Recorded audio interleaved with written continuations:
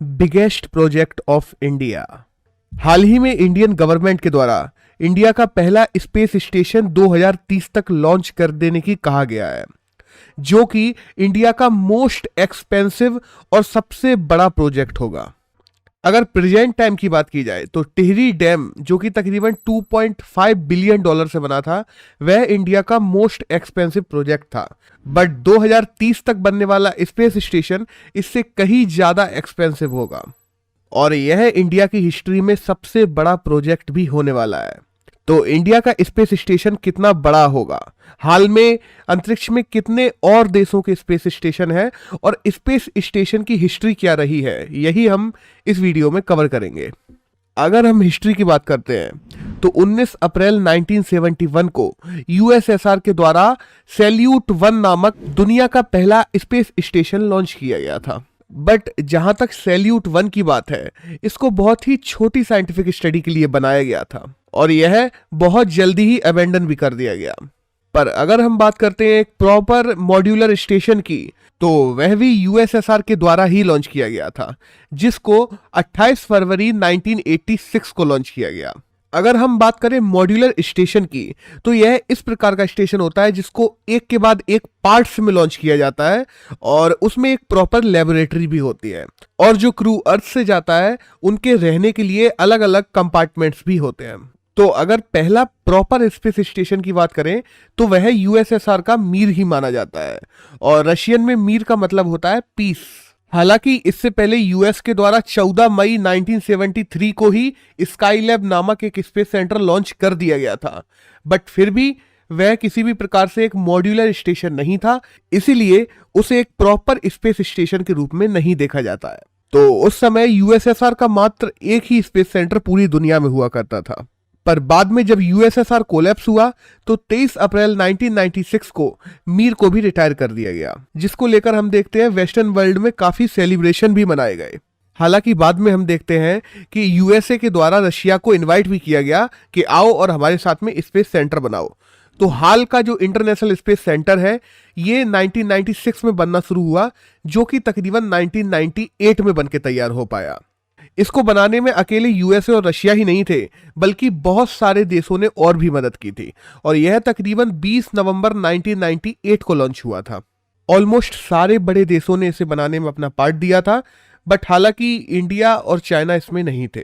और इस international space centre की बात करें तो इसको Guinness book of world record के द्वारा most expensive man made object भी घोषित किया गया है, क्योंकि इसको बनाने में $100 बिलियन से ज्यादा का खर्चा आया था।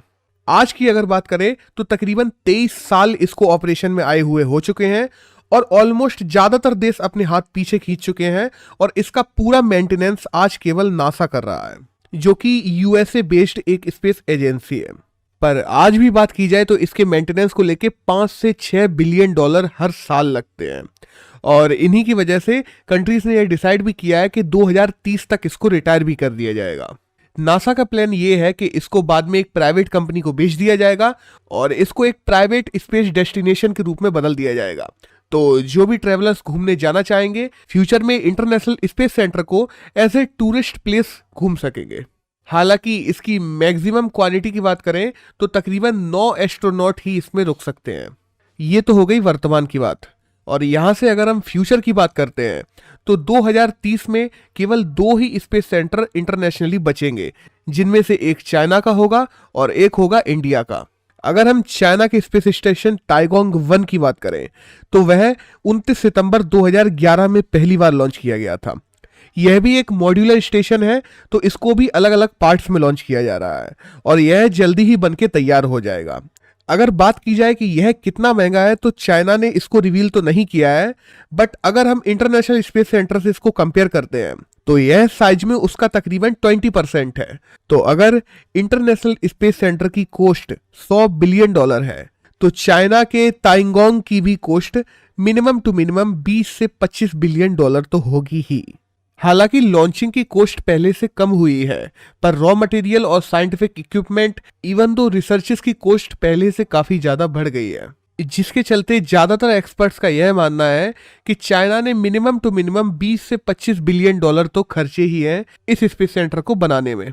और यह स्पेस स्टेशन तकरीबन 66 टन का है। वहीं अगर इंडिया के स्पेस स्टेशन की बात करते हैं तो हमारे इसरो के चीफ ने यह साफ कह दिया था कि यह तकरीबन 20 टन का होगा। बट अगर स्पेस स्टेशन की हिस्ट्री को देखते हैं तो हम पाते हैं कि एस्ट्रोनॉट्स, कैप्सूल्स, ये चीजें बाद में ऐड भी होती हैं, तो कम से कम यह चाइना के 50% तो पहुंच ही जाएगा। यानी कि इंडिया का स्पेस स्टेशन तकरीबन चाइना के स्पेस स्टेशन का आधा होगा। तो अगर अप्रोक्स भी माना जाए तो अगर 22 टन का हम एक इंडियन स्पेस स्टेशन बनाते हैं तो उसके लिए 7 से 12 बिलियन डॉलर्स तो लगेंगे ही, जो कि इंडियन रुपी में तकरीबन 80,000 करोड़ रुपए हो जाते हैं। और इसी वजह से यह इंडिया का मोस्ट एक्सपेंसिव और सबसे बड़ा प्रोजेक्ट भी बन जाता है। इंडिया का स्पेस सेंटर एक परमानेंट स्ट्रक्चर होगा जिसमें लेबोरेटरीज भी होंगी, और अगर हमारे एस्ट्रोनॉट्स जाते हैं तो वो भी वहां 15-20 दिन रुक पाया करेंगे, जो कि वहां पे जाके साइंटिफिक एक्सपेरिमेंट कर पाया करेंगे। और बशर्ते इसी वजह से इसकी कॉस्ट इतनी ज़्यादा आने वाली है, जिसके चलते यह इंडिया का मोस्ट एक्सपेंसिव प्रोजेक्ट और हिस्ट्री में इंडिया का अब तक किया गया सबसे बड़ा प्रोजेक्ट बनने वाला है। हालांकि एग्जैक्टली ये कैसा क्या होगा इसकी डिटेलिंग तो हमें बाद में जब निकल के आएगी तब हम इस पर जरूर बात करेंगे। धन्यवाद।